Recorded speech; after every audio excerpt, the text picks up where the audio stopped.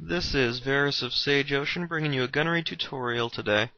For this tutorial, I started a brand new alt so I could gun at the slowest possible speed to try and just illustrate what I do, the techniques that I use, and give you some basic rudimentary ideas of how this puzzle works and how to score highly. So, here I am on my Navy ship on my brand new alt. Now all I'm going to do is look for a good board to just start out showing you something. Alright, here we go. This is a good 2-arrow board. As you can see, I place the arrows in such a fashion that they loop around the bottom 2 cannons. The thing you have to realize about pieces in gunnery is that, unless they collide with something, they will always turn clockwise. So, if a piece is moving right, it hits a wall, it turns down. If a piece is moving left, it hits the wall, it turns up. You always want to keep your pieces moving clockwise because that's their natural motion. It's harder to make them go against that. So, clockwise loops, 2 arrows form the loop, the 3rd arrow goes in front of the cannon and switches between following the loop direction and going right inside the cannon. You can see me doing this in the bottom right and bottom left guns, and I believe on this first board I decided to abandon after those 2 guns. Let's see if I can get you another one. Oh, we just hit the island there. I did a little blip. Alright there. You can see this is what's known as a 1-arrow 4-cannon board. That block that I just pointed at, that is called a helpful block. What that serves is as essentially an arrow. Because pieces rotate clockwise when they hit objects, whenever a piece hits that block in the top left, what it's going to do is rotate to the right, which is the direction you would have your arrow anyway.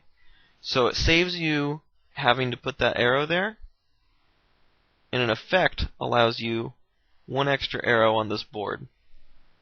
And you can see I'm following the next piece I'm going to put in with my cursor, and between every single loading of a cannon, anytime I switch to a new cannon, I refresh that loop arrow down in the bottom right. Let me go over this in a little more detail because it's a basic strategy that I don't feel I explained very well. As you know, you're only allowed 3 arrows at a time in the gunnery board. What this means is when you place that 4th arrow, the last arrow that was placed will remain, as will the arrow before it. But the arrow before that, the oldest arrow that you've placed, well, that one will disappear. So what you want to do is to make sure that that loop is never broken. So between every single cannon that you load, you want to go back and make that loop arrow, in this case the left arrow in the bottom right of the board, you want to make that the newest arrow that you've placed. Again, I want powder, wad, shot. There's the wad. Here comes the shot, following it with my cursor. And in it goes. I refresh my loop arrow.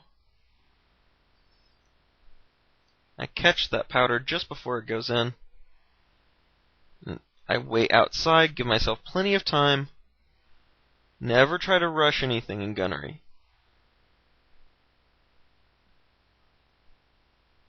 And again I have a 2-arrow, 2-cannon board. This time I will teach you not only how to fill inside the loop as I showed you in the first board, but also how to fill outside the loop. You can see I'm just following the pieces with my eyes, following my eyes with the cursor to demonstrate to you where I'm looking. Oh, here's a league point. You can see, I believe that's a good. I can't really see in this video program. It's not that great. Wads next. You can see there's a couple of natural loops being made. The center bottom and the top right.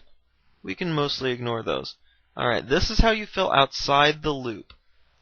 I'm going to stop here for a moment and try and take more time to show in detail exactly what I'm doing.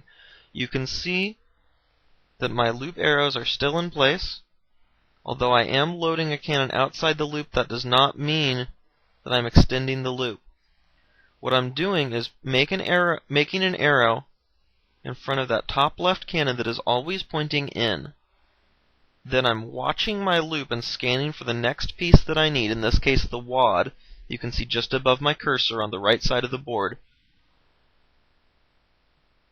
As it comes, I will open the loop to allow it entry into the cannon. I will do the same thing for the shot, which is coming up right now. Now, it bounced against that water, so it'll take a little longer. Again, I open the loop, and then I close it immediately back up so nothing else escapes. So there you go, a real quick tutorial on how to build loops, load inside the loop, and load outside the loop. My next tutorial will be on board scanning, finding quickly and efficiently which boards you should keep and load, and which boards you're better off just abandoning and looking for a better one. Once again, this is Varus from Sage Ocean, wishing you fair winds.